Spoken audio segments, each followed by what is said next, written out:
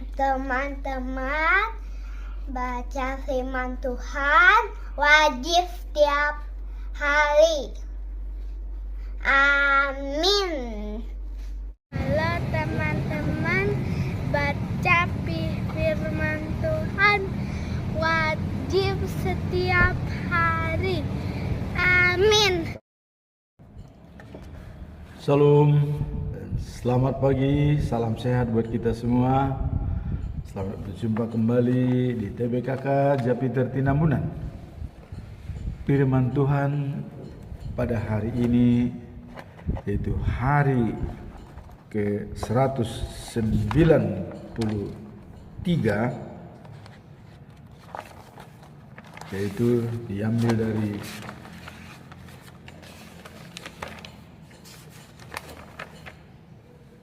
Pengkhotbah, yaitu dari Raja Salomo pasal 3 ayat 22 dengan perikop ketidakadilan di dunia. Sebagai ayat inti pada hari ini yaitu aku melihat bahwa tidak ada yang lebih baik bagi manusia dan daripada bergembira dalam pekerjaannya, sebab itu adalah bagiannya, karena siapa akan memperlihatkan kepadanya apa yang akan terjadi sesudah dia. Itulah bacaan firman Tuhan pada hari ini, dan sebagai bacaan pagi diambil dari 1 Yohanes pasal 5 ayat 13 sampai dengan 15, yaitu merupakan sambungan dari ayat yang kemarin. Hidup sejati dan kekal. Sebagai bacaan malam diambil dari kitab Yakobus pasal 1 ayat 16 sampai dengan 18 dengan perikop cobaan dan godaan, selalu waspada. Kita masuk dalam ayat hari ini, yaitu diambil oleh yang disampaikan oleh pengkhotbah atau Raja Salomo dengan perikop ketidakadilan di dunia. Apa alasan pengkhotbah Raja Salomo mengatakan bahwa ketidakadilan di dunia? Raja Salomo menggambarkan bahwa di dunia ini seharusnya ada keadilan dan kebaikan, tapi juga kejahatan berbaur dan bercampur menjadi satu. Salomo mengatakan, Pengkhotbah 5 ayat yang pertama, pasal 5 ayat yang pertama, jangan heran jika melihat penguasa menindas orang miskin, merampas hak mereka, dan tidak memberi mereka keadilan. Nah, ini memang bisa kita lihat nih ya, orang kaya atau pimpinan merampas harta daripada orang yang miskin, ya. Dan sering kita lihat ketidakadilan dalam negara. Nah, dikatakan seperti oleh Mahmud MD dalam industri hukum, ada kalanya ya jaksa polisi, hakim berkolaborasi ya untuk memenangkan suatu pengadilan. Nah, sehingga walaupun orang tadinya tidak bersalah, tapi bisa diciptakan bersalah karena sudah kolaborasi ya. Dan ini ada contoh konkret yang bisa saya sampaikan ya. Jaksa bisa merubah pasal walaupun polisi hanya memberikan satu pasal, tapi diciptakanlah supaya pasal nomor sekian supaya masuk dalam Perma nomor 2 tahun 2014 ya. Misalnya perlakuan si pelaku hanya misalnya di bawah daripada 2,5 juta biayanya ya. Taruhlah misalnya hanya membuka gembok ya. Nah, tetapi dengan adanya penambahan pasal dibuatlah kerugian 3 juta dan diciptakanlah kerusakan yang lain-lain, padahal itu tidak ada. Tapi polisi tidak salah. Polisi tidak, karena polisi membuat sesuai aslinya. Tapi jaksa bisa merubah. Nah, kolaborasi dengan hakim. Hakim pun menyetujui, padahal hakim sendiri sudah tahu kalau itu adalah salah. Nah, inilah dikatakan Salomo ya. Jangan heran jika melihat penguasa menindas orang miskin dan orang yang lemah, nah, kemudian merampas hak mereka dan tidak memberi mereka keadilan. Nah, itu tadi. Nah, kemudian kalau yang merampas hak mereka ini contoh konkretnya dalam Alkitab adalah Raja Ahab. Dia ingin membeli miliknya Nabot, kebun anggur Nabot. Tapi Nabot mengatakan, saya tidak jual. Karena ini adalah harta pusaka, tanah pusaka, warisan nenek moyang. Raja Ahab berkeras untuk membeli karena itu dekat dengan istananya, sehingga bisa dimanfaatkan. Bahkan dia akan membeli lebih besar dari harta Nabot. Tapi Nabot care dengan tanah pusaka. Karena di Israel itu tanah pusaka itu sangat mahal harganya. Itu dihargai bukan banyak. Siapa yang mempertahankan hak warisan pusaka itu dianggap itu orang yang mempertahankan hak daripada leluhurnya. Nah, sehingga dia merampas. Jadi pengaruh daripada istrinya Isabel ya. Nah, Ahab lapor kepada Isabel, datang Isabel, wah itu mah gampang, jangan khawatir, saya bisa ciptakan sesuatu. Itu pokoknya itu buat kamu. Kamu jangan murung. Tanah itu akan menjadi milikmu. Dibuatlah rekayasa. Ya. Dipanggil orang dan dikatakan kepada mereka supaya mau jadi saksi di depan umum. Padahal ini rekayasa. Katakan di depan umum bahwa Nabot menghina raja. Dalam penghinaan itu kita tidak tahu apa penghinaan. Pokoknya dikatakan Nabot menghina raja. Kita tidak jelaskan apa yang dihina. Nah, sehingga dengan dikatakan Nabot menghina raja, itu dibenarkan oleh dua orang saksi yang direkayasa oleh Isabel. Ya. Dipanggillah dua saksi tersebut. Oh ya, benar. Nabot itu menghina raja. Saya saksinya. Saya tahu persis dia mengatakan itu. Satu. Datang lagi yang satu. Ya, itu benar. Nabot itu benar-benar menghina raja. Ada. Kami tahu persis. Saya saksinya. Di Israel, dua orang saksi itu sah untuk dihukum. Nah, akhirnya masyarakat karena dua saksi orang ini adalah menghina raja. Raja itu adalah wakil Tuhan.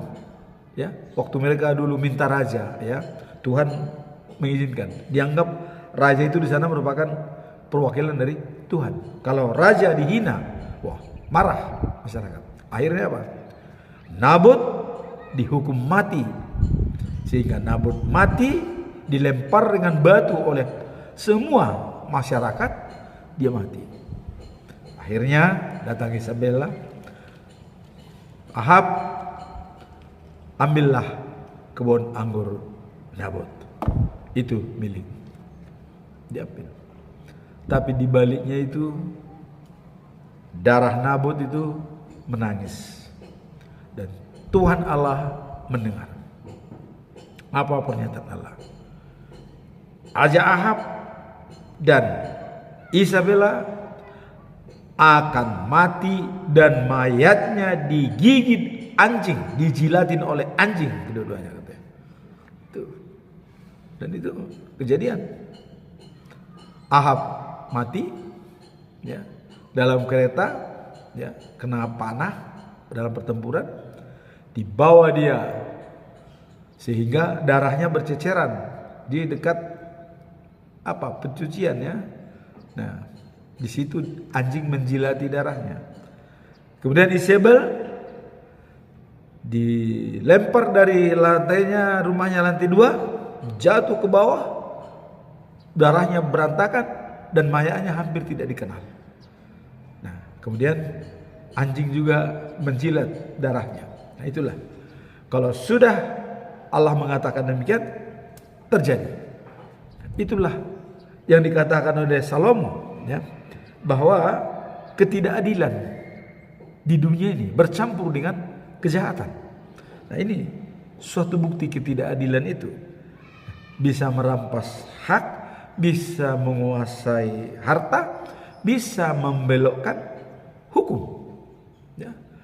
Tadi sudah dibelokkan hukum, saksi yang berdusta. Dan saksi yang berdusta itu sangat dibenci oleh Allah, ya, sangat dibenci. Nah, kemudian kalau kita lihat di sini, bahwa di dunia ini seharusnya ada keadilan dan kebaikan, ya. Jadi dikatakan tadi, jangan heran jika melihat demikian. Nah, kemudian Salomo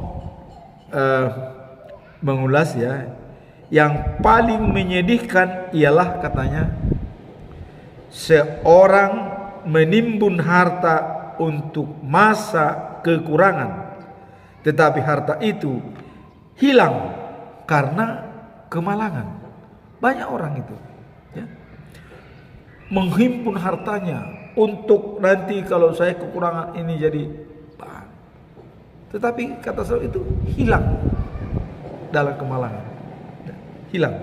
Itu sangat sedih katanya, ya. Bayangkan orang mengumpul harta, ya, maksudnya untuk menyimpan supaya dia bisa lebih enak, tapi karena dia tidak melihat risikonya dan tidak bersama Allah, habis, hancur. Beda dengan Zakheus, banyak harta, tapi separuh dari harta saya berikan kepada orang miskin.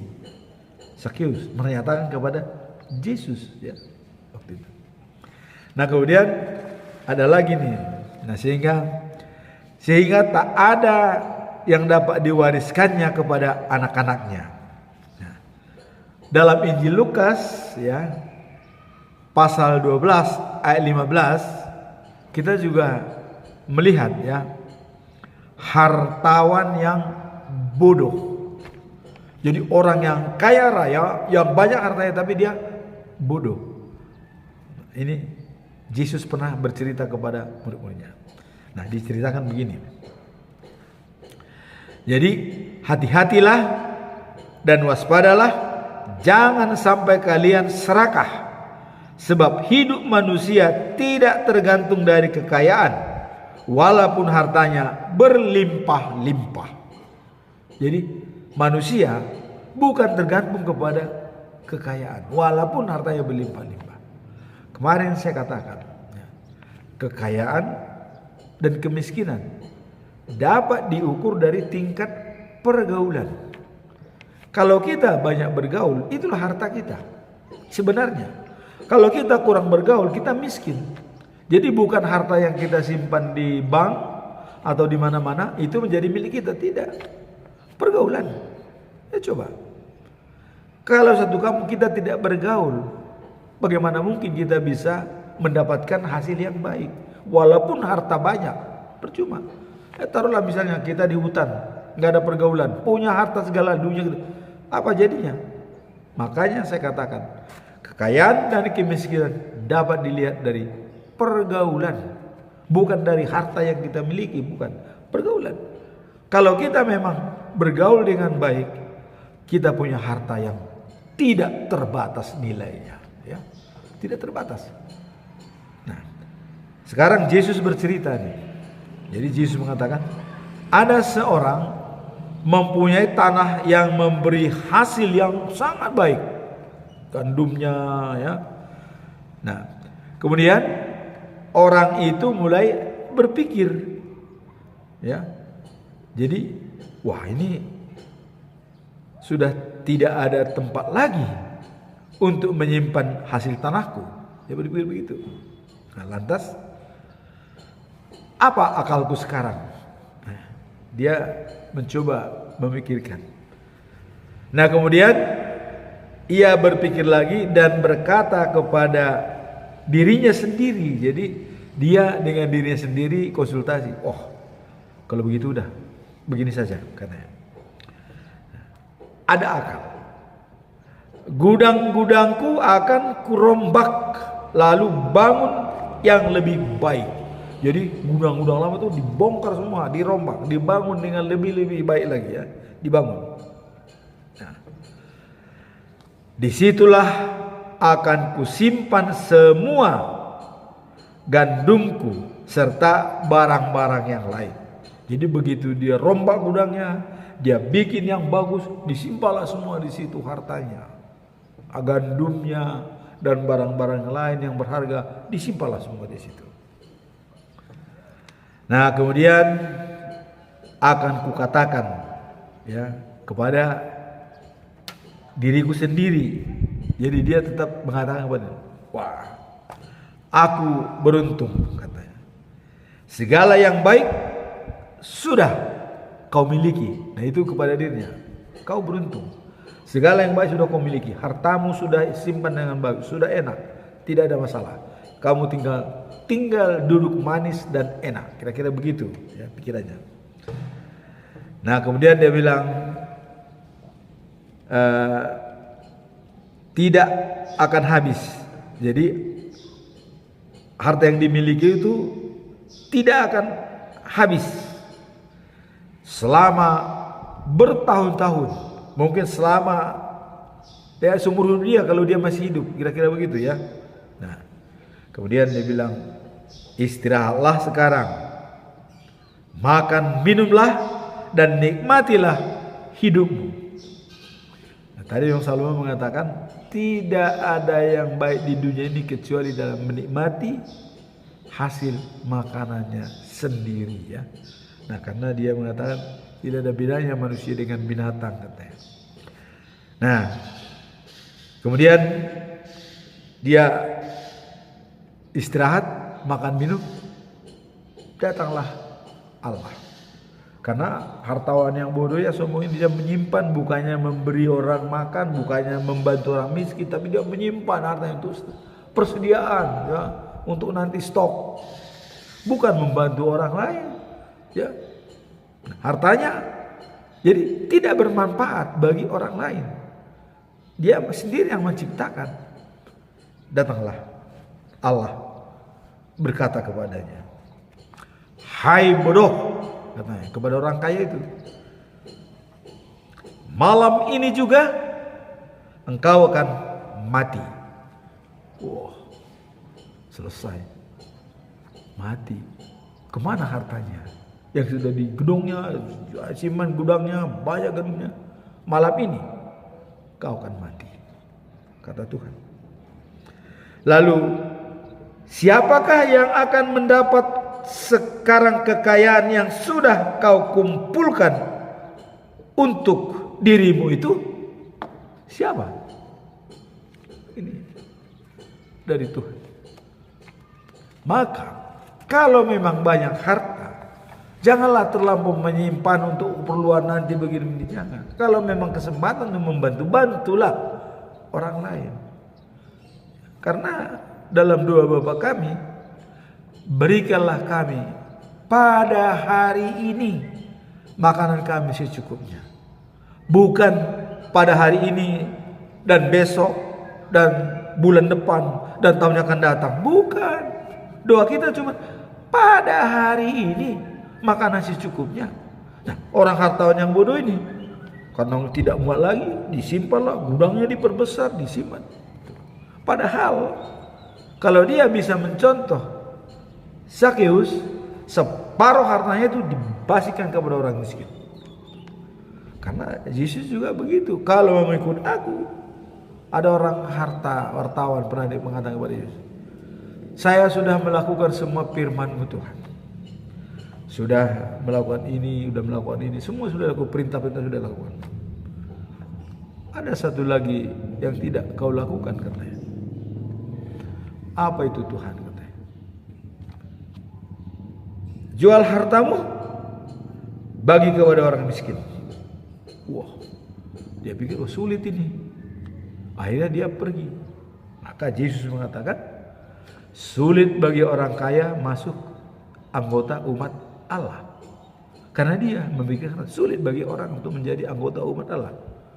Nah, makanya dikatakan bahwa itulah kalau orang miskin ya gampang menjadi anggota umat Allah. Tapi orang kaya itu sulit. Nah, makanya Yesus juga memilih pengikut-pengikutnya semua itu dari kaum nelayan ya, dari pemungut cukai yang dibenci oleh masyarakat. Itu yang diambil Yesus menjadi pelayan. Nah, makanya Allah mengatakan ya, kurahasiakan masalah ya keagungan Allah atau Trinitatis itu kepada orang-orang yang berilmu, yang terpelajar ya, dirahasiakan. Tapi bagi orang-orang yang tidak terpelajar, yang biasa, yang dungu, yang memang ikhlas, dia akan sampaikan kebenaran firman Tuhan itu. Nah, sekarang kita lihat perdebatan di YouTube ya. Ada yang profesor, doktor, oh jago, enggak. Tuhan itu, tapi ada orang yang enggak. Yesus itu adalah Tuhan. Dia Allah sendiri turun dari atas untuk menyelamatkan dunia. Karena Allah tidak boleh turun ke dunia. Terus bagaimana menyelesaikan? Udah jelas. Tapi orang-orang yang profesor, yang pintar, yang jago tidak. Wah enggak. Mana mungkin Yesus berdoa kepada Tuhan, Allah berdoa kepada Allah, katanya. Wah, jadi udah lain. Ya, dia tidak tahu di dunia Yesus itu sebagai manusia. Tapi walaupun dia sebagai wujud manusia, dia mengerti apa kehendak Allah. Ya kan? Itulah rahasia, itulah yang tidak diketahui oleh teman-teman yang mengatakan selama ini Yesus bukan Tuhan. Anda belum mendapatkan rahasia itu, maka Anda harus dimasuki Roh Allah dulu, baru Anda bisa mengatakan bahwa Yesus adalah Tuhan yang datang ke dunia ini untuk menyelamatkan manusia. Jadi selama Anda tidak dimasuki oleh Roh Allah, Anda akan tidak pernah mengerti siapa itu Yesus. Dan itu masih dirahasiakan oleh Allah. Dan itu sudah dikatakan akan kurahasiakan bagi orang yang terpelajar, yang masih hebat. Oh, menggali buku, diambil buku-bukunya. Oh enggak, Tuhan bukan. Ya, kita hanya simpel. Kita hanya simpel. Kenapa dia Tuhan? Nah, karena waktu Allah murka, ya, waktu dulu Allah memimpin langsung kerajaan dunia ini, orang murka mati langsung. Maka dikatakan, kau hormati aku menghormatimu. Tapi kau hina aku menghinamu, membunuh kamu. Makanya dulu sebelum ada raja, Allah raja, ya, semua kerajaan dia bagi yang melawan mati, tidak ada ampun, dihukum mati semua. Nah, bahkan akibat sudah begitu manusia tidak lagi baik dan sudah bejat semua, ya, dia bilang kepada Nabi Nuh, Nabi Nuh, bikin perahu. Saya akan memusnahkan semua manusia di dunia karena tidak bisa lagi dipelihara, udah harus dibunuh semua. Nuh bikin perahu. Datang air bah, mati semua orang, nggak ada yang hidup kecuali Nuh. Itulah murka Allah. Tapi setelah itu Allah berjanji dengan adanya pelangi. Ya, pelangi itu menandakan bahwa ada panas, ada hujan. Ya. Jadi sudah tidak lagi keluar murka Allah, tidak lagi akan terjadi air bah. Nah, kemudian setelah generasi ke-60 sebelum Yesus lahir, masih generasi ke-59 ya, masih sampai kepada Joseph, Yesus belum lahir. Masih generasi 59, Allah melihat dunia ini. Loh, kok dunia ini sudah kacau ini? Bagaimana caranya ini? Allah punya manajemen sendiri. Ya. Kalau saya datang ke dunia, tidak mungkin. Karena mati semua orang melihat saya, nggak ada tahan. Coba, dia datang dengan tiang awan, datang dengan tiang api waktu malam, tiang awan yang sangat menggelegar pada siang hari, malam dengan tiang api. Siapa yang tahan? Nggak ada. Coba, ya, nggak ada. Nah, makanya Allah merubah strategi.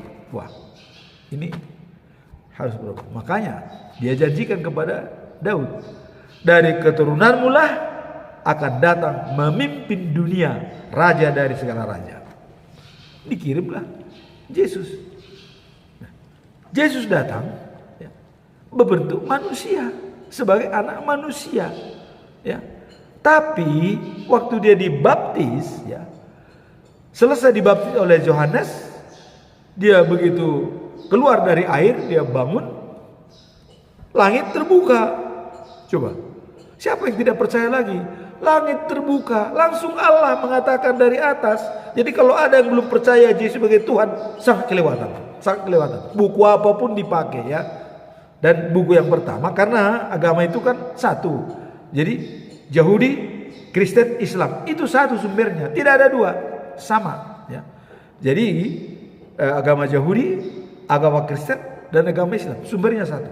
Nah, sumber dari agama Yahudi ini, itulah ya dalam perjanjian baru. Waktu dibaptis itu datang kata-kata dari Tuhan Allah dari langit. Inilah anak kesayanganku. Dan kepada dialah aku berkenan. Dan dia menyenangkan hatiku. Coba, Allah sendiri yang berbicara. Masih gak percaya kita, kelewatan. Kalau ada orang tidak percaya itu kelewatan itu. Makanya itulah kalau dimasukkan roh Allah ya. Coba, langsung berbicara. Nah, maka Yesus datang. Kalau seandainya Allah turun, tidak ada yang selamat, manusia mati semua. Tapi dengan berbentuk manusia dia datang ke bumi, maka manusia selamat. Nah, makanya dia selalu mengatakan, saya mengenal Allah, Allah mengenal saya. Allah tahu tentang diri saya, dan saya juga tahu tentang diri Allah. Saya berada di dalam Bapa, Bapa berada di dalam saya. Berarti ya Allah itu ya Yesus. Tidak ada lagi. Ya, makanya dia kita juga, akulah jalan, hidup dan kebenaran. Tidak ada yang bisa sampai ke surga tanpa melalui aku. Dia jalan.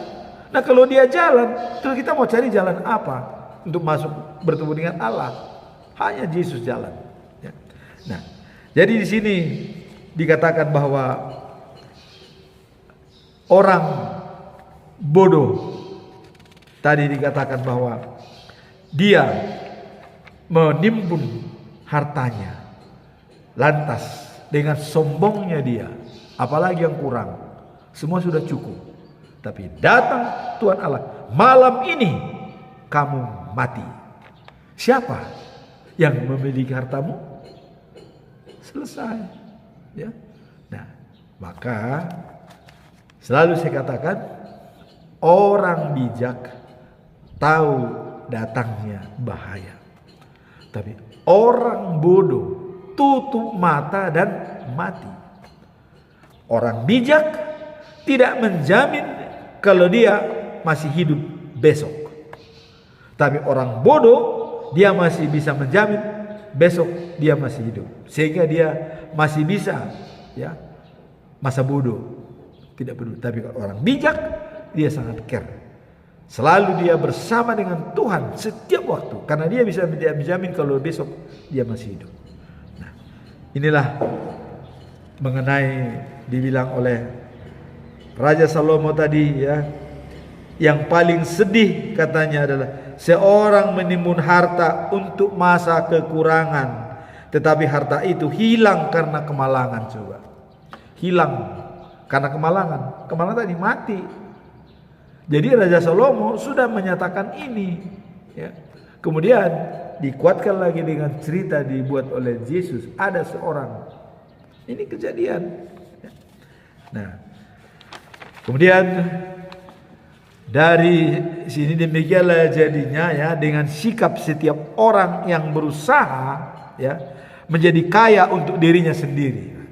Jadi kalau ada orang menjadi kaya untuk dirinya sendiri ya, tapi tidak berusaha menjadi ya kaya di mata Allah.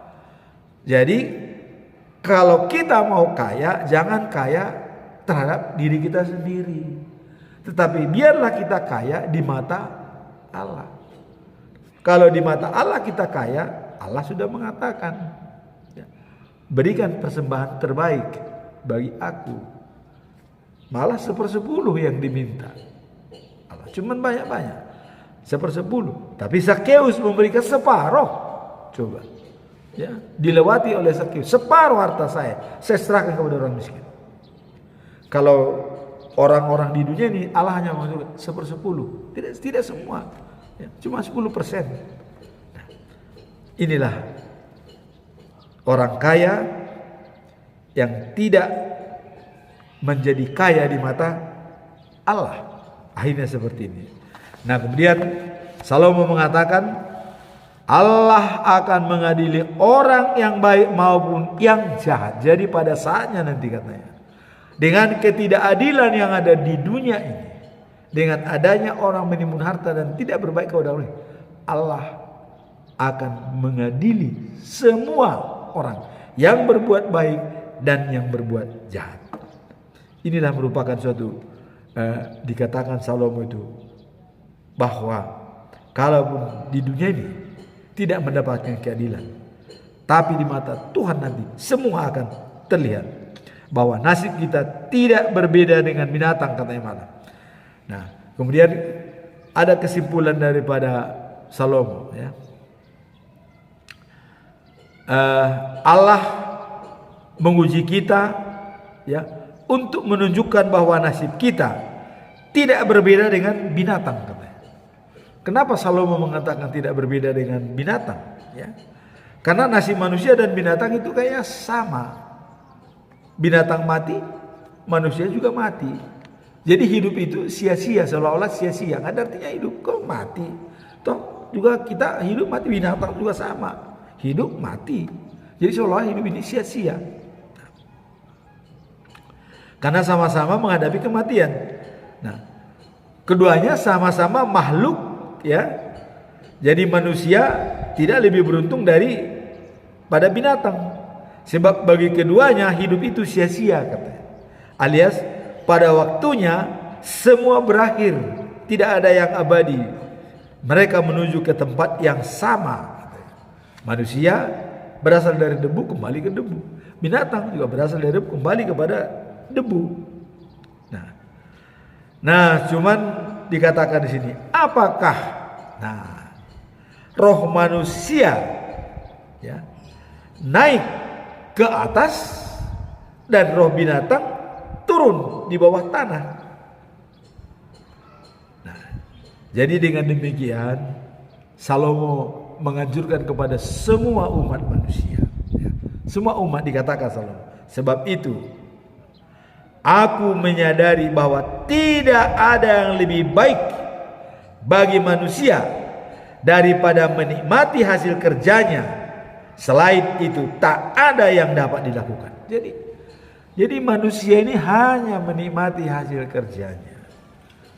Jangan ada orang banyak hartanya tapi mengeluh setiap hari, tidak menikmati, ya, mengeluh, bahkan ya minta-minta. Harusnya dia sudah mampu, misalnya dalam ada contoh itu, arisan. Dia mampu, kali ini dia pesan untuk menghidupi kepada orang lain yang punya kalian. Tapi ini enggak, dimasak sendiri, padahal dia udah capek. Hartanya banyak, masak sendiri, enggak pernah diberikan kepada orang lain untuk berbagi. Ada itu contoh-contoh seperti itu ya. Itu contoh kecil. Jadi Salomo mengatakan tidak ada ya lebih baik daripada manusia ya untuk menikmati hasil kerjanya. Enggak ada, nikmati. Jadi apa yang sudah kita hasilkan ya kita nikmati. Jangan kita selalu mengeluh tapi padahal hartanya banyak tapi mengeluh.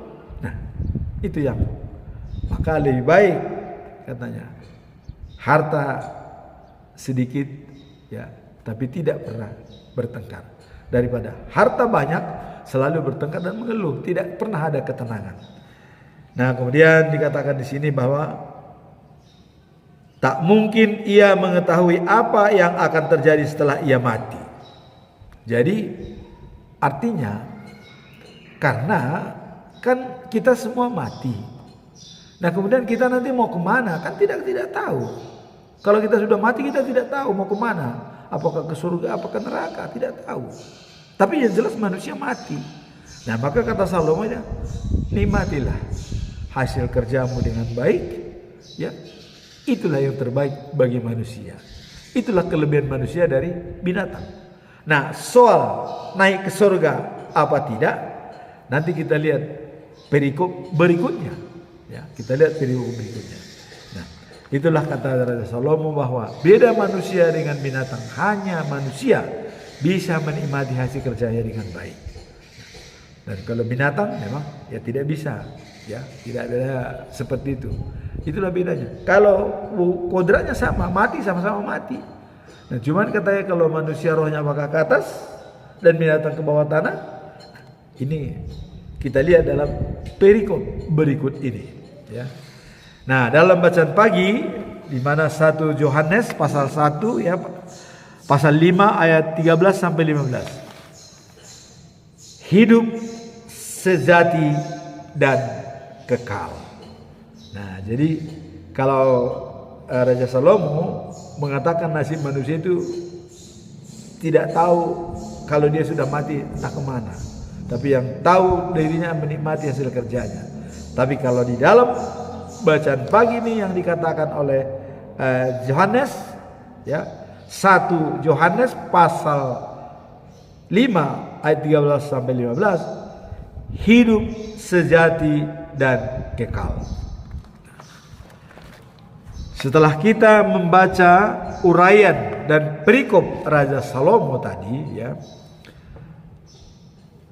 mengatakan tak mungkin kita mengetahui apa yang terjadi setelah kita mati.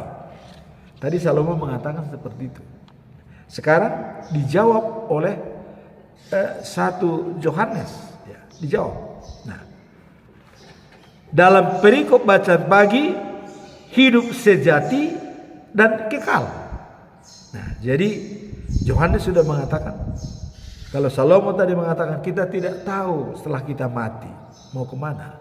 Nabi Yohanes mengatakan di sini 1 Yohanes adalah hidup kekal dan sejati.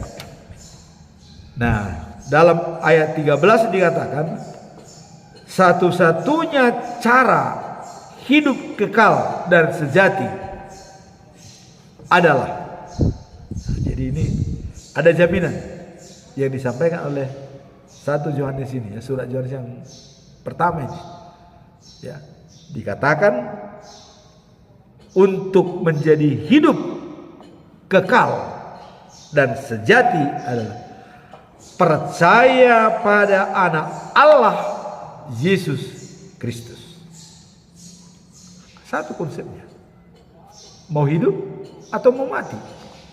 Kalau mau hidup, percaya kepada Yesus Kristus. Kalau mau mati, jangan percaya kau mati. Kira-kira begitu. Nah, jadi ini sudah dijawab tadi apa yang dikatakan oleh Raja Salomo sekarang dijawab oleh Yohanes. Memang waktu itu Yesus belum lahir. Jadi Salomo belum tahu kalau ada penyelamat itu sudah datang ya. Mungkin kalau dulu penyelamat itu sudah ada pada waktu Raja Salomo, dia tidak akan berkata seperti itu. Kemana? Kita tidak tahu. Setelah mati kita kemana tidak tahu katanya. Tapi di sini dijawab oleh Yohanes bahwa kita hidup kekal dan sejati apabila percaya kepada Yesus Kristus. Nah, kemudian dalam percaya tersebut disebutkan dalam ayat 14 dikatakan, dan keberanian kita menghadap Allah karena kita yakin Ia mengabulkan doa kita kalau kita minta apa yang sesuai kehendak Allah. Jadi di sini ada courage, keberanian. Waktu yang lalu saya sudah mengatakan keberanian untuk bertemu dengan Allah. Relung-relung sunyi hati ini yang mengatakan kita berani atau tidak menghadap Allah. Kalau hati nuranimu mengatakan kau benar, kita akan berani mengatakan apa saja kepada Allah. Apa yang kita minta, apa yang kita mau, ya, kita berani. Tapi coba kalau kita sendiri sudah merasa salah, tidak mungkin kita berani. Ya. Nah, makanya kata Stephen Covey dalam ilmu pengetahuan, win-win solution. Apa itu win-win solution? Win-win solution, ya, semua menang. Tidak ada yang kalah, semua menang. Maka dikatakan ada seseorang yang selalu win lose. Dia menang, yang lain kalah. Jadi dalam pemikiran dia punya keberanian yang tinggi. Dia berani, apa saja dia berani. Ya. Tapi tidak punya timbang rasa. Sehingga dia selalu win lose, yang lain dari loss. Karena yang lain punya perasaan timbang rasa. Oh janganlah, nanti begini. Tapi kalau enggak, oh ini begini, win lose. Yang kedua, ya, yang timbang rasanya tinggi. Oh ini sudah begini, ini sudah begini katanya. Ya. Tapi dia tidak punya keberanian. Dia punya timbang rasa. Dia tidak punya keberanian. Ya. Nah, jadi yang punya timbang rasa ini, ya dia menang. Tapi yang tidak punya keberanian ini lose. Ya. Jadi masih unggul yang punya timbang rasa. Ini tidak punya keberanian, ini punya timbang rasa yang tinggi sehingga dia berlaku. Jadi namanya lose win. Dia kalah, yang lain menang karena dia tidak berani. Wah enggak lah, nanti begini takut. Tapi yang punya timbang rasa dia berjalan apa adanya. Tapi yang terbaik adalah keberanian tinggi dan konsideran tinggi. Courage tinggi, konsideran tinggi. Keberanian tinggi, timbang rasa tinggi, sehingga dia berani menjalankan karena timbang rasa tinggi, keberanian tinggi. Udah, jalan. Inilah dikatakan win-win. Menang. Itulah cara. Nah, sehingga kalau kita mau berani berhadapan dengan Tuhan, timbang rasa kita juga harus tinggi. Timbang rasanya apa? Sudah kita pikirkan dengan 4 anugerah manusiawi. Kesadaran diri, imajinasi, ya, hati nurani, mengambil keputusan. Maka kita berani menghadap Tuhan, berani menyampaikan apa yang akan kita minta, tidak ragu-ragu, tidak dom, ya, berani. Nah, inilah dikatakan itu dengan keberanian, ya, kita menghadap Allah karena kita yakin Ia mengabulkan, ya. Nah, kemudian doa kita didengar. Jadi yang kita minta apa saja semua akan diberikan sesuai dengan kehendaknya.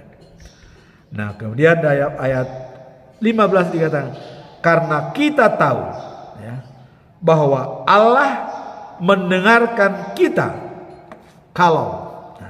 kalau kita memohon kepadanya, ya, maka kita akan tahu juga bahwa Ia, ya, memberi kita apa yang kita minta, ya, dan padanya.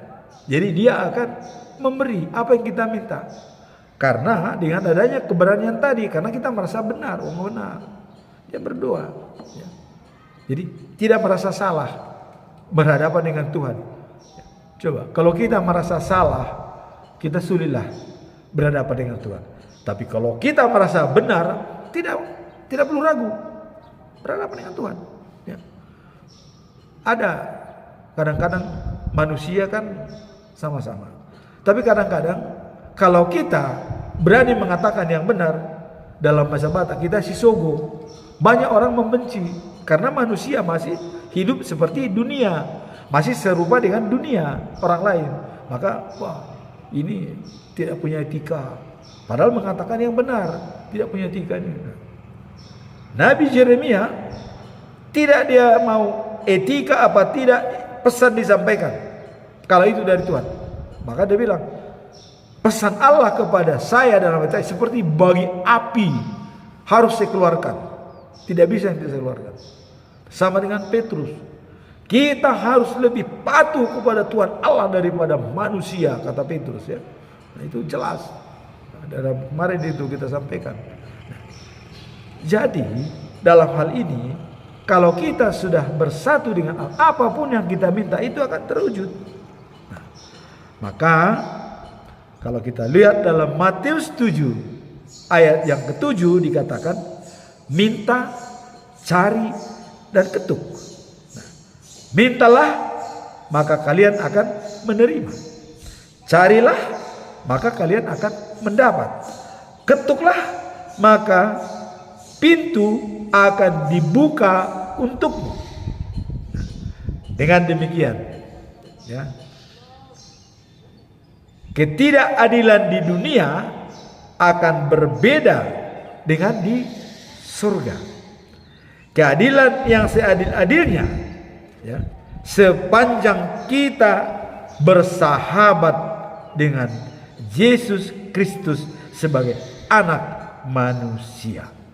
Itulah keadilan yang sebenarnya. Sepanjang kita bersahabat dengan Yesus Kristus, keadilan itu akan muncul pada diri kita, dan itu identik sama dengan di surga. Kenapa sama dengan di surga? Doa Bapa kami mengatakan, jadilah kehendakmu di bumi seperti di surga.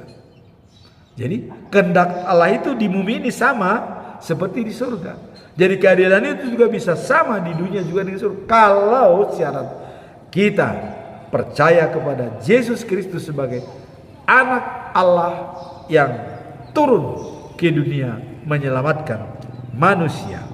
Maka, ya, Galatia 6 ayat 9 dikatakan, ya, pesan terakhir, ya, jangan jemu-jemu berbuat baik, karena kita akan menuai pada saatnya kalau kita tidak lemah, ya.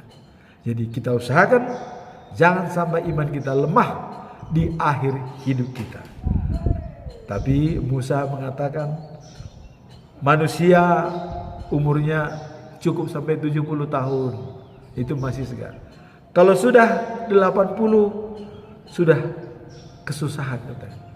Apalagi sampai 95 bahkan sudah tidak bisa apa-apa lagi.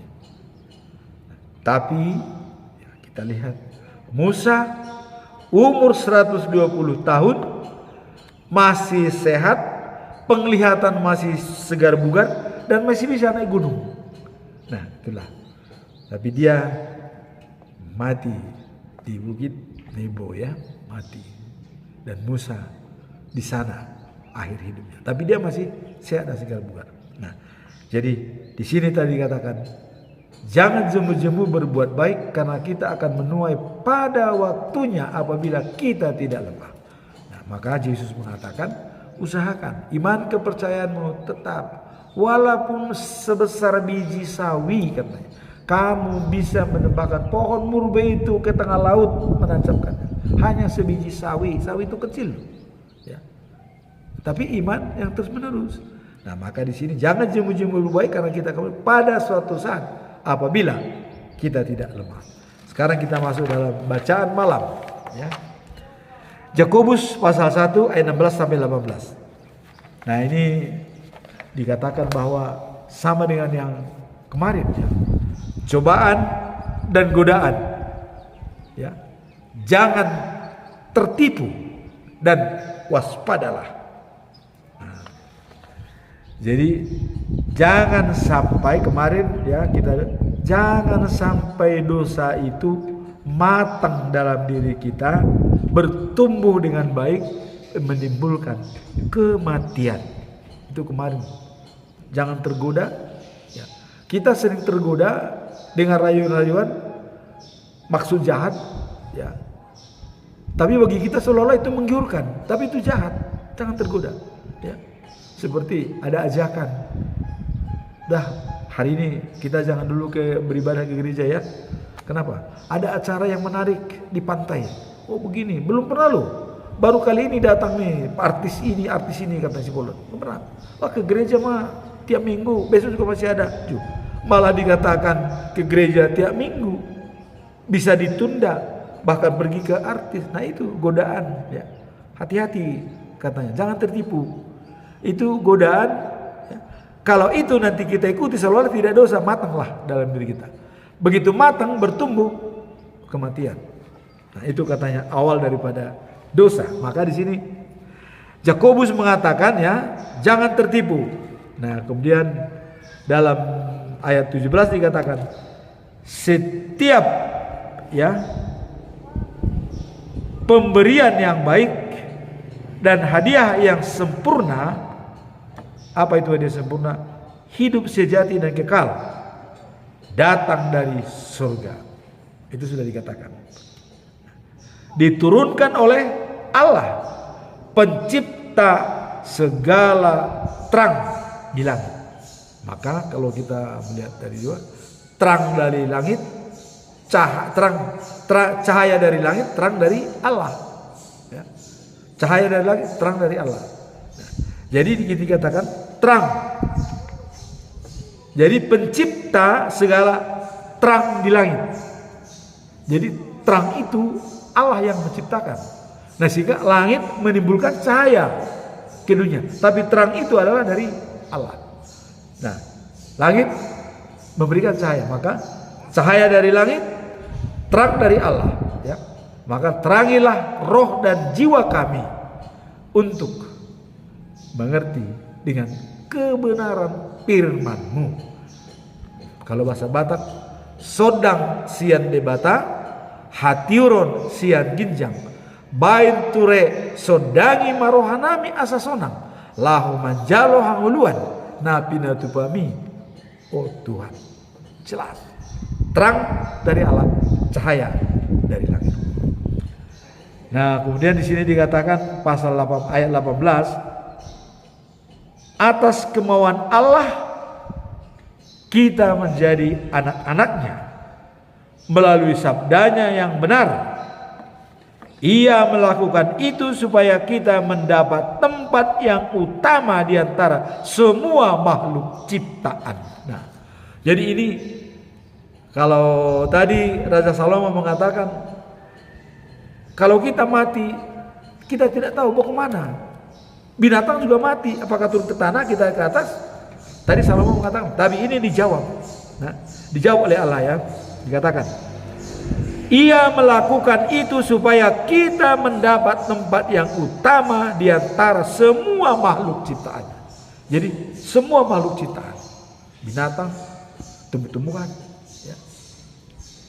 Kita unggul dari mereka. Itulah kelebihan kita. Keunggulan ini ya sudah dinubuatkan ya. Kalau kita melihat buku Yeremia, Tuhan Allah membuat perjanjian baru kepada umatnya, manusia, kepada bangsa Israel waktu itu. Dia membuat perjanjian baru. Apa itu perjanjian baru itu? Dari Tuhan Allah. Ya. Dia mengatakan begini.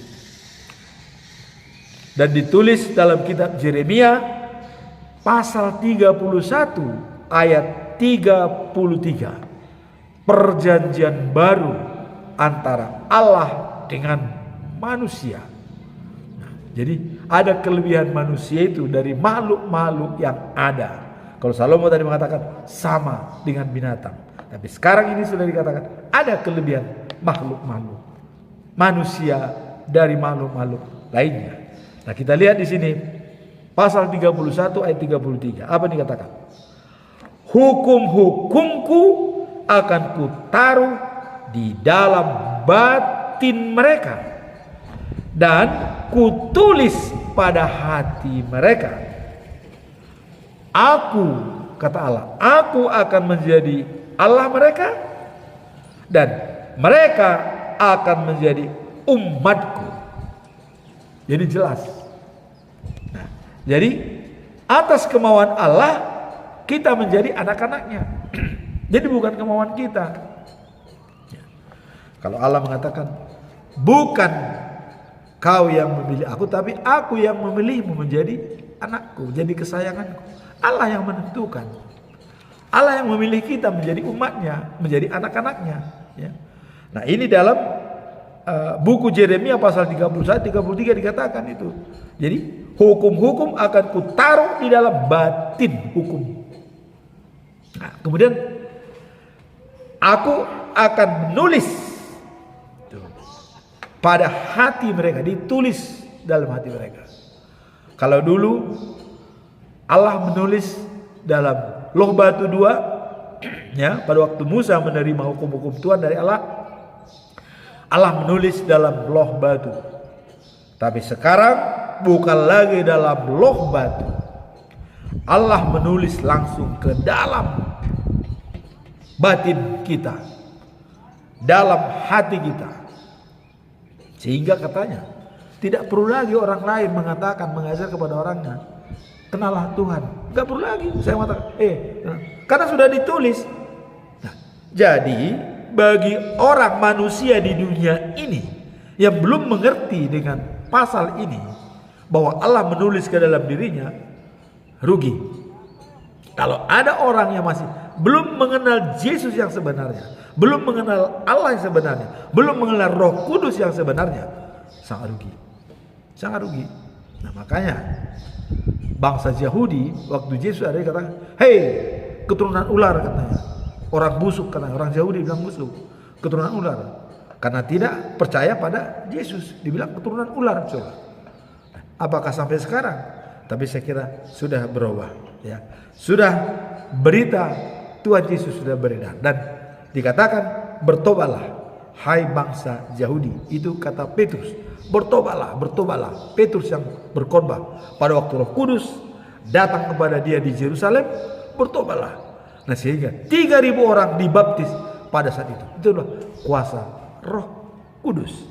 Nah maka di sini juga tadi karena Allah sudah menulis ke dalam diri manusia, maka dikatakan aku menjadi Allah mereka dan mereka menjadi umatku.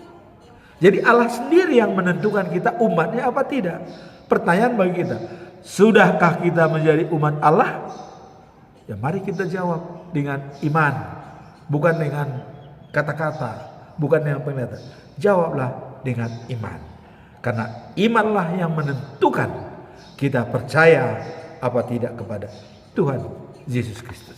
Nah semoga dengan firman hari ini yang pertama tadi adalah ketidakadilan di dunia dikatakan oleh Raja Salomo. Nah kemudian dikatakan oleh Yohanes hidup sejati dan kekal sebagai jawaban.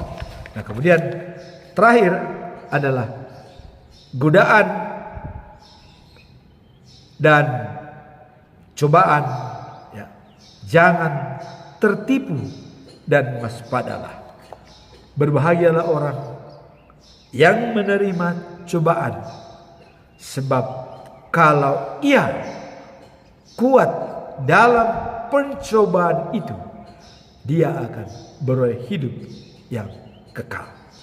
Amin. Tuhan memberkati.